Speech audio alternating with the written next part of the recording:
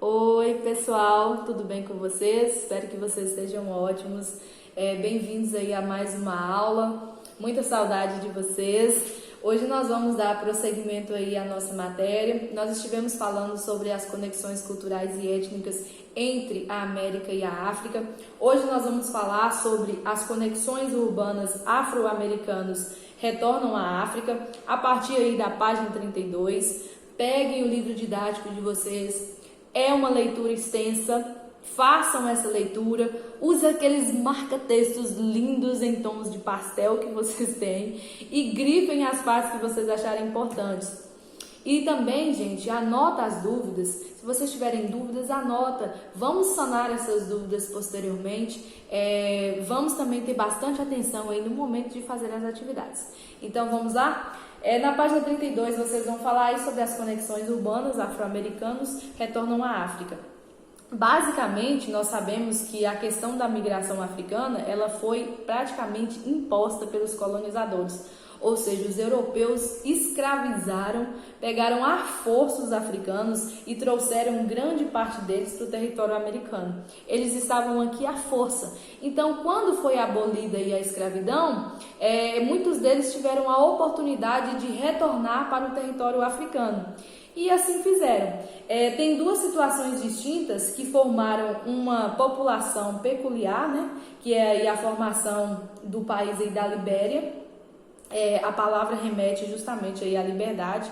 Foi um país que foi formado todo bonitinho ali, que teve o incentivo dos Estados Unidos, que se tornou um estado-chefe primeiro do que muitos outros países dentro do continente. Só que, porém, houve aí uma série de defasagens nas políticas deles, que gerou uma série de conflitos e até hoje a Libéria passa aí por diversos conflitos, diversos golpes de Estado. E nós também temos uma comunidade chamada Agudas, africanos no Brasil, que se tornaram brasileiros na África. Esse povo, eles têm aí uma cultura diferente, uma arquitetura diferente, então eles são diferentes aí de todo o pessoal da África. E vocês podem ler mais a fundo acerca dos dois, certo? E nós vamos falar sobre as principais características demográficas da América. A América, gente, é um continente extremamente extenso e nós temos aí alguns fatores naturais que impedem que o nosso continente ele seja muito povoado.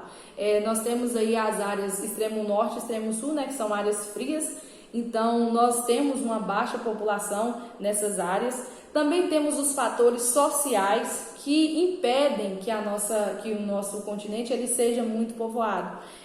As questões relacionadas aí, gente, as questões econômicas, nós temos um alto índice de desemprego, nós passamos aí por problemas nos sistemas de saúde dentro de todo o continente americano. Existem sim, nós temos aí alguns países que são desenvolvidos, mas também temos os países emergentes, que são os países subdesenvolvidos, são aqueles países que não têm condições. Nos países desenvolvidos, nós percebemos uma diferença muito grande em relação ao IDH. Aconselho que vocês façam aí a leitura dessa parte que é muito interessante.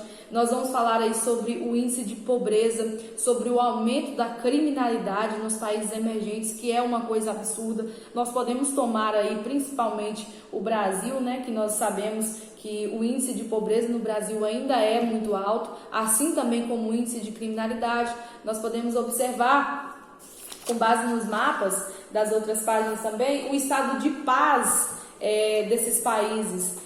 Tem países que nós temos um alto estado de paz, como o Canadá, e temos países também que temos um baixo estado de paz, como o México, a Venezuela, a Colômbia, onde o índice de criminalidade ele é muito grande.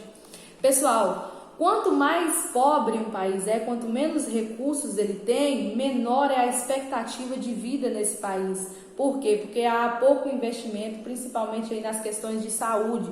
Então, há menor expectativa de vidas. E, geralmente, esses países subdesenvolvidos são países onde as taxas de natalidade também são muito altas. As pessoas, elas têm mais filhos. Por quê? Porque nos países desenvolvidos, geralmente, as mulheres, elas se dedicam primeiramente à sua carreira profissional e, posteriormente, elas se dedicam aí a essa parte de se tornar mães, de se tornarem chefes de família.